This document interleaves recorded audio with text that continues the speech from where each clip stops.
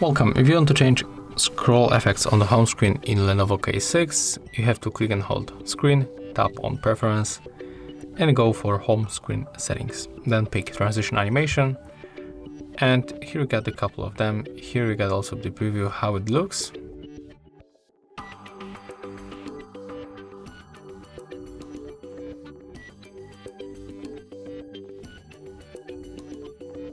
I'm going to pick, for example, this one.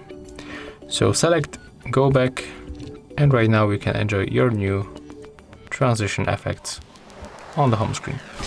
If you find this video helpful, remember to leave a like, comment and subscribe.